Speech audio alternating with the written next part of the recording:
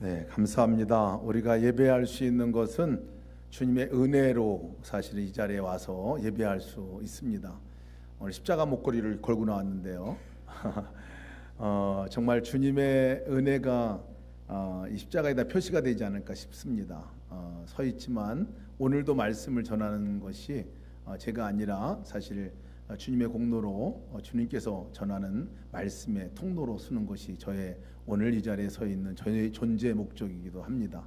우리의 세상을 살아가면서도 마찬가지인 것 같아요. 우리가 함께 내가 정말 사람들을 만나고 살아가지만 그 자리에 서 있는 것은 혼자 서 있는 것이 아니라 마치 십자가를 우리가 앞에 놓고 함께 만나는 것 같이 주님과 함께 만나는 만남으로 살아가게 됩니다.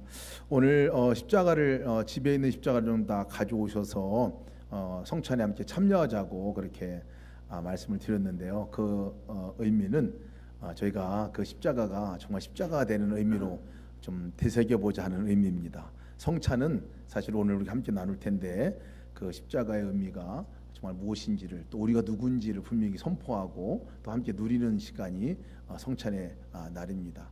그래서 앞으로 성찬 예배 드릴 때는 첫째 주에는 여러분들 집에서 또 이렇게 늘 품고 보고 또 생활했던 십자가를 가져오셔서 같이 예배에 참여하시면 좋겠다 생각이 듭니다. 그래서 오늘 제가 십자가 함께 하고 있는데 예쁘죠? 예, 어떤 분이 뭐 달라고 막 그래가지고 그래서 이건 제 겁니다. 이거 나중에 딴 거 드릴게요. 우리가 누군지를 잘 모르고 살아갑니다. 사실 정말 잘 알고 살아가는 것 같은데 진짜 나는 누군지를 모르고 살아갈 때가 참 많습니다. 그래서 진짜가 아닌 나로 착각하고 살아가는 삶을 참 많이 살아가게 됩니다. 제가 어렸을 때 그렇게 살았어요. 어렸을 때 한때 꽤 좀 기간이 긴 기간이기도 합니다. 제가 미국 군인의 아들인 줄 알고 살아간 적이 있었습니다. 저희 아버지의 아들이 아니라 미군의 아들인 줄 알고 살아갈 때가 있었습니다. 왜냐하면 저를 늘 보는 사람들마다 또 저희 집의 식구들은 더더욱 주소온 자식이다 이렇게 얘기하고 또 제 얼굴 생김새를 보고 미국 놈이다 이렇게 늘 불론받았기 때문에 그랬어요. 그래서 제가 어렸을 때 저는 내가 미국 군인의 아들인가 보다 생각했어요. 왜냐하면 가까운 부대에 제가 살고 있는 그쪽에 오산 비행장이 있었기 때문에 그렇습니다. 미군들이 훈련 나오고 또 그러면 아버지가 서운하게 얘기하거나 또 뭐 집안에서 무슨 일이 있으면 뒷동산에 올라가 가지고 저기 우리 아버지가 저기 어디 있겠지 하고 미군 비행장을 바라볼 때가 참 많았습니다. 훈련 나오는 미군들을 쫓아다니기 일쑤였습니다. 그러면서 이렇게 훈련 자주 나왔는데 혹시 저 우리 아버지 아닌가 생각하고 쫓아다닐 때도 있었어요. 그러니까 아버지가 무슨 얘기를 하면 아버지에게 제가 뭐라고 따졌냐면 우리 아버지가 아니니까 그렇지 하고 대들다가 엄청 맞기도 많이 했습니다. 아버지와 관계가 좋지 않았어요. 어렸을 때 늘 아버지에게 야단 맞는 일들이 일쑤였고 관계가 많이 틀어져서 한때를 지내게 됐습니다. 이런 저를 보고 할머니가 어느 날 부르시더라고요. 부르셔가지고 엄청 야단을 쳤어요. 뭐 저희 할머니 별명이 욕쟁이 할머니였는데 한때 평생 욕을 다 먹은 것 같아요 그때. 그리고 엄청나게 두드려 패시더라고요 저를. 그러면서 하시는 말씀이 뭐였냐면 이놈이 정신 나갔지. 네가 태어날 때 내가 너를 받았는데 무슨 쓸데없는 소리 하고 다니냐고. 그러면서 엄청 저를 야단치시고 저를 두드려 패셨어요. 근데 그때 제가 너무나 기분이 좋았어요. 왜냐면 제 정체성을 찾았기 때문에 그렇습니다. 그래서 우리 아버지가 맞구나. 내가 우리 아버지 아들이구나 하는 것들을 맞으면서 제가 터득을 했습니다. 좋은 아이가 아니구나. 내가 호녀라가 아니구나. 한국 사람이구나 하는 정체성을 그때 할머니를 통해서 확인을 했어요. 그리고 나서 아버지를 대하고 가정에서 대할 때 이제 아들로 진짜 살았던 것 같아요. 그전에는 주소온 아들로 살았던 것 같은데 그 이후로다가는 진짜 내가 우리 아버지가 맞구나 하는 그런 마음으로 살았어요. 제가 이 이야기를 유기성 목사님이 인도네시아 왔을 때 말씀을 드렸더니 그런 얘기 하시더라고. 농담으로 건네신 말씀이 뭐냐면 그때 더 파봤어야 된다고. 그때 더 파봤어야 된다고 이렇게 얘기를 하시더라고요. 제가 하나님을 믿으면서도 꼭 이렇게 살 때가 참 많다 생각이 들었어요. 하나님을 믿으면서도 하나님이 아버지시고 하나님이 정말 나의 정말 아버지이신 사랑의 아버지신데도 불구하고 그 관계로 살아가지 못할 때가 참 많습니다. 마치 주온 자식인 것인 양, 아니면 그냥 마치 그냥 뭐 이웃집 아저씨 정도도 사실 그렇게 여기지 못하고 살 때가 참 많습니다. 하나님의 자녀인데도 자녀로서 살지 못하는 거죠. 그것은 진짜 나로 살지 못하는 삶이다 이렇게 여겨집니다. 출애굽 19장 말씀 이제 딱 출애굽기 반 왔어요. 저희가 출애굽기가 이 딱 40장 가운데 반이 이제 오늘 우리가 출애굽 19장인데요. 가장 중요한 말씀 가운데 하나입니다. 출애굽기 말씀 가운데서 가장 중요한 한 장을 꼽으라면 이 출애굽 19장이에요. 여기까지 18장까지 모든 얘기가 이 19장에 이루어집니다. 그리고 앞으로 19장 이후로다가도 이 19장을 근본으로 이 근간으로 해서 이 다음에 이야기가 전개가 돼요. 엄청 중요한 내용의 말씀입니다. 왜냐하면 이 출애굽기 19장에서 이 시내산에서 일어나는 일인데요. 이 시내산에서 이스라엘 백성과 하나님과 언약을 맺는 역사가 있기 때문에 그렇습니다. 언약을 맺어요. 마치 결혼식을 연상하면 되겠습니다. 그래서 이 출애굽기 19장을 우리 신학자들은 이거는 하나님과 이스라엘 백성들의 결혼식이다 라고 이렇게 얘기를 합니다. 그 중에 한 분이 긴즈보고라는 분인데, 이분이 그래서 이 출애굽기 19장의 장면을 이렇게 묘사해서 얘기를 해줬어요. 제가 한번 읽어볼게요. 시원한 여름밤을 보내고 쾌적한 아침잠을 즐기던 이스라엘 백성들 가운데 하나님이 시내산에 강림하셨다. 모세는 즉시 캠프로 내려와서 이스라엘 백성들을 급히 깨웠다. 일어나라, 신랑께서 오셨다. 그리고 이스라엘 백성들을 신랑 대신 하나님께로 이끌기 위해서 영광의 구름이 덮인 시내산의 후파, 영광의 구름 덮인 그 시내산의 그 장면이 마치 유대인의 결혼식 장막인 그 결혼식장 장막 후파로 묘사해서 후파로 앞장서서 데리고 간다. 이렇게 그때 이 19장을 요약해서 얘기를 해 주었습니다. 결혼식이죠. 결혼식. 하나님과 이스라엘 백성들이 만나서 언약식을 맺고 뗄래야 뗄 수 없는 계약을 맺는 이 장면이 출애굽기 19장에 나와 있는 오늘 읽은 본문의 말씀입니다. 그 전까지의 이스라엘 백성과 하나님과의 관계를 마치 썸 타는 남녀라고 얘기를 한다면 이 출애굽기 19장에서 언약을 맺은 이후로다가는 완전한 부부의 관계로, 완전한 한 몸의 관계로, 뗄래야 뗄 수 없는 법적으로도 완전히 이게 정식적으로 선포된 이 관계, 이것이 이제 결혼식에서 일어났던 일입니다. 오늘 시내산에서 일어났던 일이죠. 이것을 하나님께서 이 자리까지 인도하신 거예요. 애굽에서 430년간 노예 생활 이제 마감하고 출애굽한 이스라엘 백성들 약 50여일 정도의 여정을 이 광야에서 광야길을 오면서 보냈어요. 그 모든 과정을 하나님께서 인도하셨다라고 얘기를 합니다. 그 과정 가운데서 하나님이 하셨던 일은 뭐냐면 전혀 하나님이 누군지도 알지 못하고 있는 이스라엘 백성들이잖아요. 430년 동안 들어보긴 했지만 실제 경험해 보지 못했던 그 하나님을 하나님이 계속해서 보여주시고 드러내 주셨어요. 그러니까 하나님이 누군지에 대해서 이 50일 기한 동안에 또 애굽의 이 재앙 10가지 재앙을 통해서 누구신지를 이제 알게 됐어요. 알게 돼. 하나님 이러신 분이구나. 하나님이시구나. 그러나 자기들과의 관계 가운데서 아직 어떤 분인지를 정확하게 알지 못하는 백성들입니다. 이런 백성들에게 하나님께서 시내산으로 이끌으셔서 이제는 정식으로 선포하는 거예요. 하나님의 마음을 선포하고 하나님의 사랑을 선포하고 하나님의 프로포즈를 하고 이제 결혼식 하자고 거기까지 불러서 하는 장면이 오늘 이 본문의 말씀이에요. 결혼식이죠. 이 장소가 어떤 장소냐면요, 여기 오늘 이르는 이 시내산은 모세가 처음 하나님 만날 때의 그 자리예요. 호렙산에 그 떨기나무, 불타지 않는, 이 불이 막 있지만 그 나무가 타지 않는 그 떨기나무를 보고 거기서 무릎 꿇고 하나님을 만나고 당신의 이름이 누구냐라고 물었을 때 내가 스스로 있는 자다라고 말씀하고 모세를 이스라엘 백성들을 향한 이제 구원자로 부르신 그 자리가 이 자리였어요. 이 자리였어요. 다시 이곳으로 하나님께서 이끌으셨는데요, 이 자리가 이스라엘 백성들에게 있어서는 정말 평생을 또 대대손손 잊지 못할 그 장소가 됩니다. 왜냐하면 노예 생활에서, 노예라는 존재에서 완전히 이제 다른 존재로 임명하신 날이기 때문에 그렇습니다. 인치신 날이기 때문에 그렇습니다. 가치 없는 이 노예잖아요. 그리고 아무도 알아주지 않는 민족인 이 이스라엘을 가장 특별한 존재로 여겨주시고 특별한 존재라고 불러주신 자리가 이 시내산이었습니다.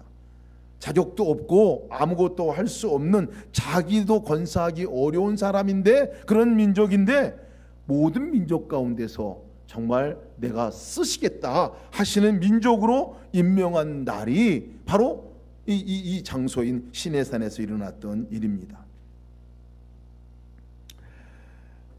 어떤 그 계약을 여기서 맺었을까요? 그곳에서, 이 시내산에서 맺은 계약이 도대체 뭘까요? 이 시내산에서 하나님께서는 무엇을 하기를 원하셨냐면요, 이스라엘 백성들의 또 하나님과의 관계를 정립하기 원하셨어요. 하나님과 관계가 어떤지를 완전히 정립하기를 원하셨어요. 그것을 계약을 맺으면서 그것에 이제 정립하기 원하셨죠. 어떤 내용으로 계약을 맺으셨냐면요, 이 내용이에요. 5절 6절 말씀 보면 분명하게 말씀하고 있어요. 세계가 다 내게 속하였나니 너희가 내 말을 잘 듣고 내 언약을 지키면 너희는 모든 민족 중에서 내 소유가 되겠고 너희가 내게 대하여 제사장 나라가 되며 거룩한 백성이 되리라. 너는 이 말을 이스라엘 자손에게 전할지니라. 모세에게 말씀해 주셨어요. 모세에게 말씀한 내용이에요. 아예 작정하고 부르신 거예요. 아예 거기서 하나님께서 정말 이스라엘 너희들은 도대체 누구냐라는 것에 대해서 선포하시기를 원하셨던 거예요. 썸 타던 관계가 아니라 이제는 정말 너가 어떤 존재인지를 분명하게 알라라고 말씀하고 있는 거예요. 오합지졸인 나라였잖아요. 노예였잖아요. 그리고 정말 하루하루 광야에서 살아가는 정말 그런 백성이었잖아요. 이런 백성을 하나님께서 정말 특별한 존재로 세우신 곳이죠. 근데 이 언약의 내용을 보면요, 이렇게 나옵니다. 너희가 내 말을 잘 듣고 내 언약을 지키면 너희가 내 소유가 되고 거룩한 나라가 되고 거룩한 백성이 될 것이다 라고, 제사장 나라가 되고 거룩한 백성이 될 것이다 라고 얘기를 하는데요, 잘 들을 필요가 있습니다. 이 언약은 쌍방계약이라고 말합니다. 쌍방계약. 결혼식은 일방계약이 아니에요. 아브라함과 언약을 맺을 때는 일방계약을 맺었는데요, 여기서는 쌍방계약을 맺습니다. 그러니까 하나님께서 하실 일과 백성들이 할 일들을 분명하게 구분해 놓고 있어요. 남편이 서약할 내용과 아내가 서약할 내용을 분명하게 구분해서 얘기를 해주고 있어요. 오늘 우리가 함께 살펴보려고 하는 거는요, 남편이신 하나님께서 이스라엘 백성들에게 어떤 서약을 했느냐는 거예요. 어떤 서약을 했느냐는 거예요. 그 서약은 이제 내가 너희들을 나의 것으로 삼겠다는 거예요. 너희들은 나의 것이 되도록 내가 맹세한다, 이 얘기입니다. 너희들을 제사장 나라로 세워줄 것에 대해서 맹세하신 내용이고요, 거룩한 백성으로 너희를 여겨줄 것이다 라고 맹세하신 맹세 내용이 이 언약식이에요. 남편이신 하나님께서 언약을 하신 내용이에요. 신부된 이스라엘 백성들이 할 언약의 내용은 뭔가요? 언약의 내용은 하나님 말씀 잘 듣겠습니다. 그리고 그 말씀대로 내가 살아보겠습니다. 하나님 뜻대로 살겠습니다. 하나님과 함께 살겠습니다. 이거가 우리 백성들이 언약을 할 내용입니다. 여러분, 이것은 엄청난 사건인데요, 어떻게 이 이스라엘 백성과 그 많은 나라 가운데 이 이스라엘 백성과 하나님께서 이 언약을 맺느냐 말이에요. 특별한 언약을 맺느냐고. 이스라엘 사람들이 좀 잘나서 그랬느냐 따져보면요, 아니에요. 성경에는 분명하게 하나님이 왜 이스라엘을 선택하셨는지에 대해서 나와 있습니다. 신명기 7장 7절 말씀 보면 여호와께서 너희를 기뻐하시고 너희를 택하심은 너희가 다른 민족보다 수요가 많기 때문이 아니다. 너희는 오히려 모든 민족 중에 가장 적은 자니라 라고 얘기했습니다. 가장 작은 민족인 거예요. 가장 보잘것없는 민족이죠. 그렇죠. 저희가 여기까지 보아왔듯이 그냥 노예 생활 430년 동안 노예로 살다가 찌들다가 노예 근성에 배어있는 이스라엘 백성들이에요. 무엇 하나 하나님과의 관계도 맺지도 못하는 백성이에요. 하나님에 대해서도 제대로 알지 못한 백성이에요. 뭐가 앞에 보이는 거 보이면 불평하고 막 불만하고 막 싸대고 이렇게 하는 백성이에요. 그런데 그렇기 때문에 내가 너를 불렀다는 거예요. 그렇기 때문에 내가 너희를 이 열방의 백성으로, 나의 백성으로 불렀다고 얘기를 하는 거예요. 잘나서가 아니에요. 그럼 보면 하나님께서 우리를 선택하여 부르시고 우리를 쓰실 때 조건이 보면 꼭 그런 기준으로 다 하셨어요. 고린도전서 말씀 가운데 보면요, 그러나 하나님께서 세상에 미련한 것들을 택하사 지혜 있는 자들을 부끄럽게 하시고 세상에 약한 것들을 택하사 강한 것들을 부끄럽게 하시려 하며 하나님께서 세상에 천한 것들을 멸시받는 것들과 없는 것들을 택하사 있는 것들을 폐하려 하시나니 이는 아무 육체도 하나님 앞에서 자랑하지 못하게 하려 하심이니라. 하나님께서 부르심의 원칙이죠. 자격 있어 부른 것이 아니고 뭔가 잘해서 이스라엘 백성들 그것 때문에 부른 것이 아니라 하나님이 전적으로 선택하여 부르신 거예요. 이스라엘 백성들을 하나님의 백성으로 부르신 거고 거룩한 백성으로 부르신 거고 제사장 나라로 부르신 것은 잘나서가 아닌 거예요. 가장 연약하지만 그 가운데 불러주신 거죠. 저희 이 자리에 있는 모두 저희도 마찬가지 아니에요? 저희가 뭐 잘나서 하나님이 너 정말 잘했다 그러니까 내가 부른다 그러니까 내가 너 자녀 삼았다, 아무도 그런 사람 없어요. 가장 죄인 중에 죄인이지만 주님께서 찾아오셔서 내가 너를 아들로 삼았다, 내가 너를 딸로 삼았다라고 부르신 것이잖아요. 하나님께 쓰임받는 순간도 그렇습니다. 뭐 잘나가지고 잘한 최고의 순간에 하나님의 일을 많이 하시는 거 없더라고요. 그러지 않더라고요. 나 못해요, 어려워요, 힘들어요, 내가 연약해요. 이럴 때 꼭 하나님께서 불러서 너 이거 같이 하지 않을까? 라고 얘기합니다. 아까 손복희 집사님 우리 간증하셨는데 나 못해요, 어려워요. 김영희라는 이름이 누군지 아시죠?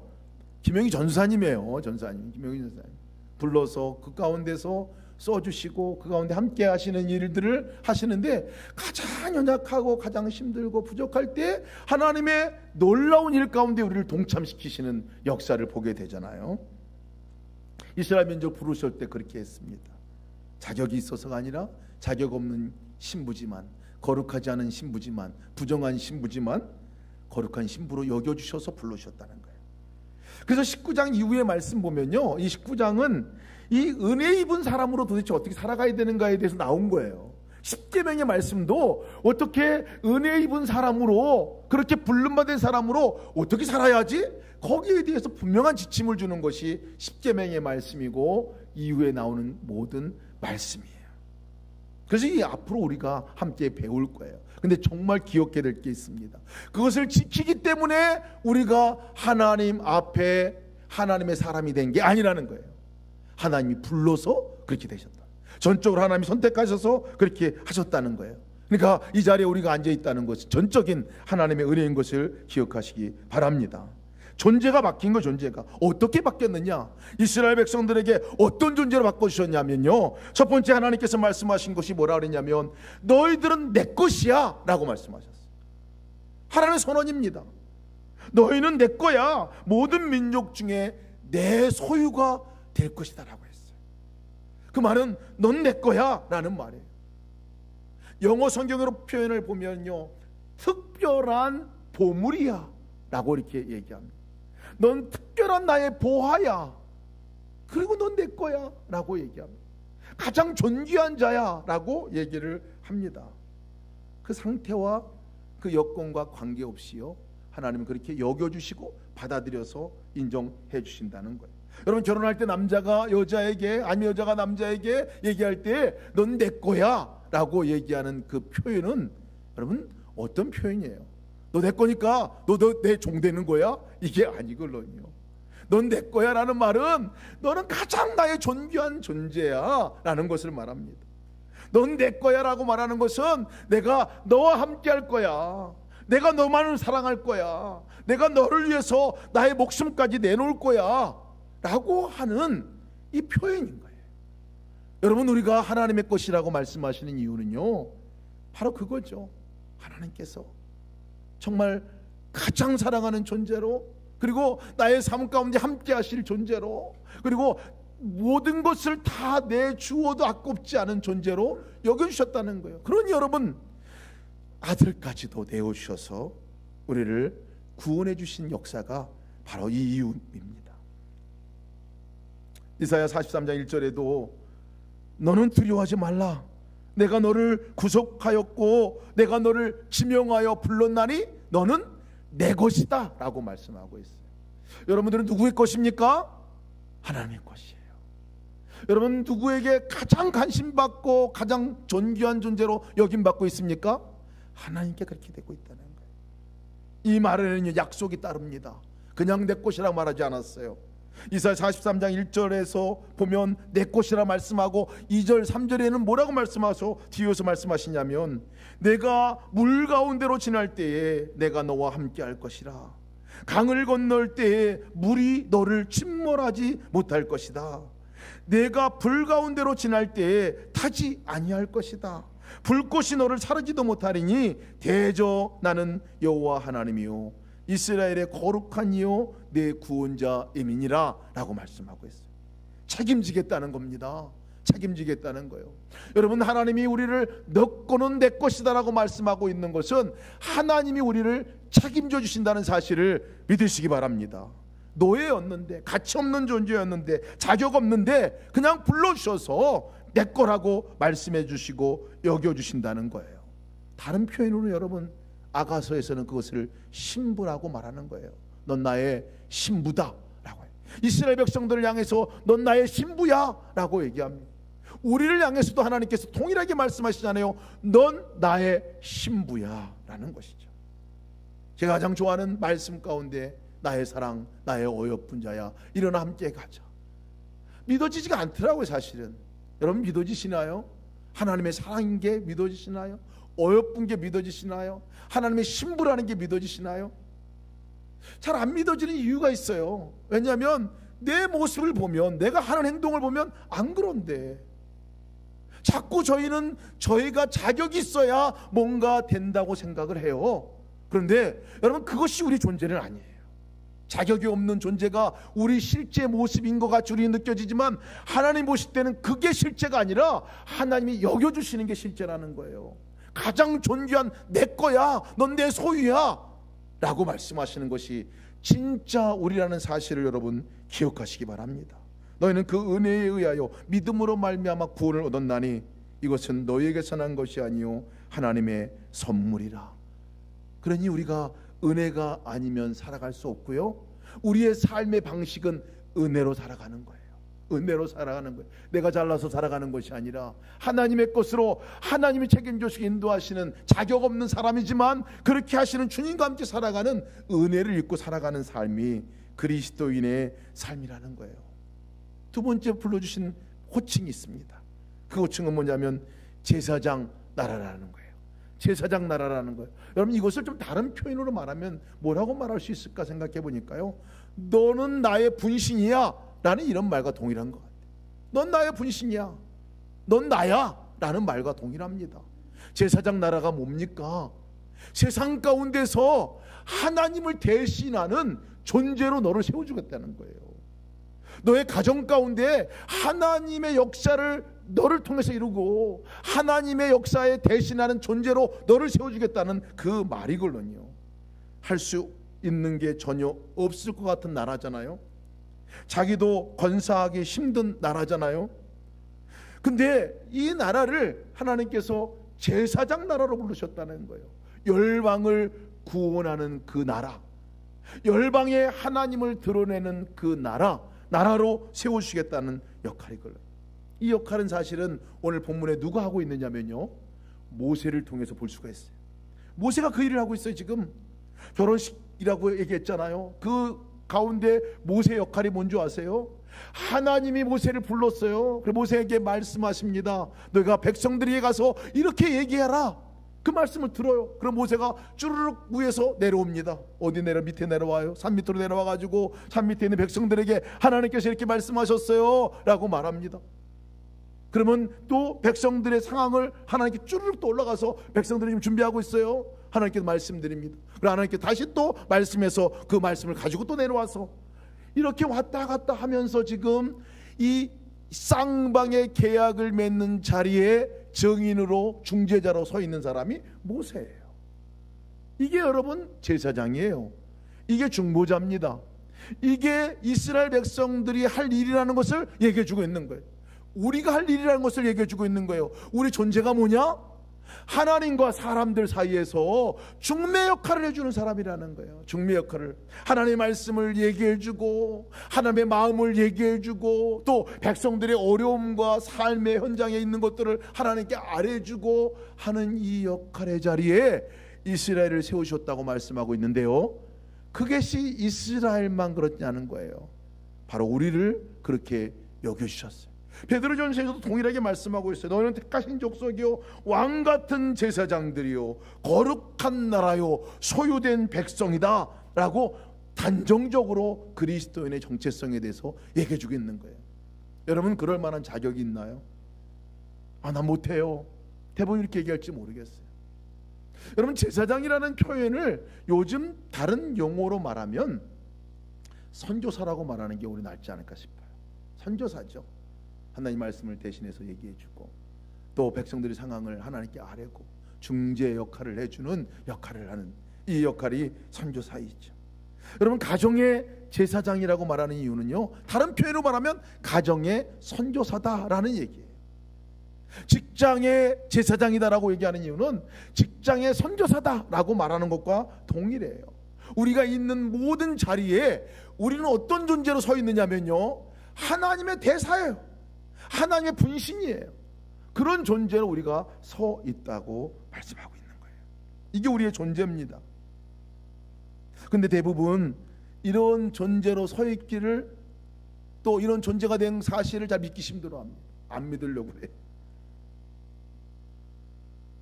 그건 무엇과 똑같은 줄 아세요, 여러분?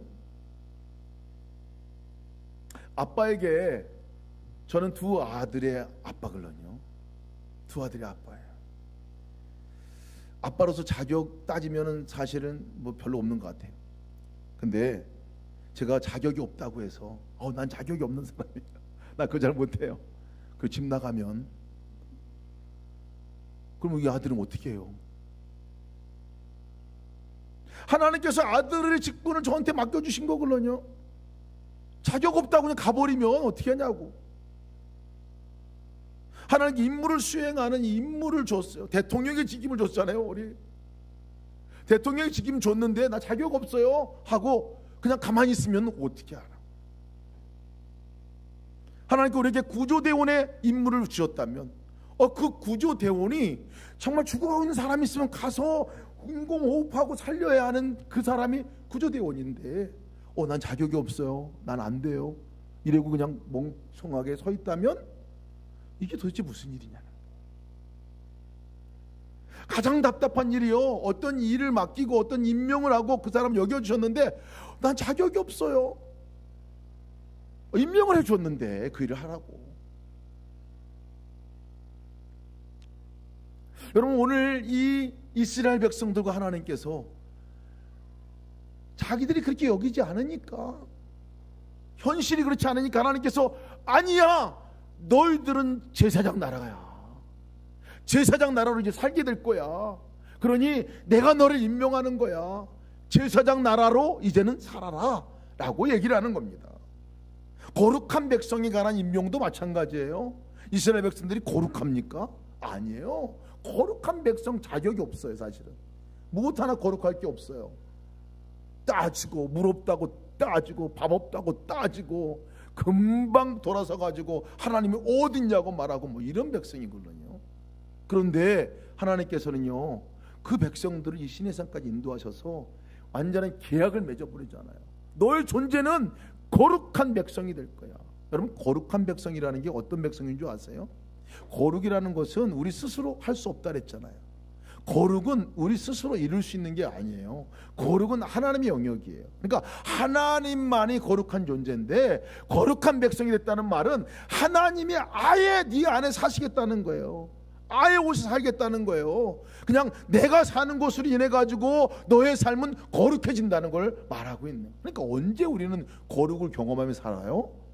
하나님과 함께 살아갈 때, 내 존재가 누군지를 알고 있을 때, 나 혼자라고 생각하면 늘 부족하고 늘 어렵고 늘 우울하고 늘 절망스러워요. 그게 우리의 삶이에요. 근데 거룩한 백성이라는 말은 뭐냐면 혼자가 아니라는 거예요. 내가 너와 함께 할 거기 때문에 너의 삶은, 그 삶은 청산하고 이제 거룩한 백성답게 나와 함께 이제 살아가자, 이 말이거든요. 여러분, 저와 여러분들이 바로 이런 존재로 하나님께서 부르셨다는 거예요. 이해가 잘 안 되니까 하나님께서 성전의 비유를 들어가지고 고린도전서 말씀하고 있잖아요. 너희가 거룩한 하나님의 성전인 것을 알지 못하느냐? 하나님의 성령이 너희 안에 거하는 성전, 거룩한 전인 것을 너는 알지 못하느냐? 그러니 성전이니까 너희가, 나도 거룩하니까 너도 거룩해져라 라는 말은, 나도 거룩하니 너도 거룩하게 살라는 그런 얘기입니다. 우리의 존재가 이렇습니다, 여러분. 우리는 자꾸 살아가면서 나를 바라보죠. 근데 그게 진짜 나인가요? 여겨주시면서 임명하여 불러주신 나에 대해서 다시 기억해야 합니다. 내가 누구인지를 기억해야 합니다. 하나님의 것이에요. 하나님의 분신이에요. 하나님의 제사장이에요. 하나님의 사람으로 세상 가운데 하나님을 소개하는 존재로, 내가 살아가는 존재로 불러주셨어요. 하나님과 함께 살아가는 거룩한 백성으로 불러주셨어요. 그 백성으로 살아가는 삶이 그리스도인의 삶이에요. 여러분, 그 삶을 사시기를 주님의 이름으로 축복합니다.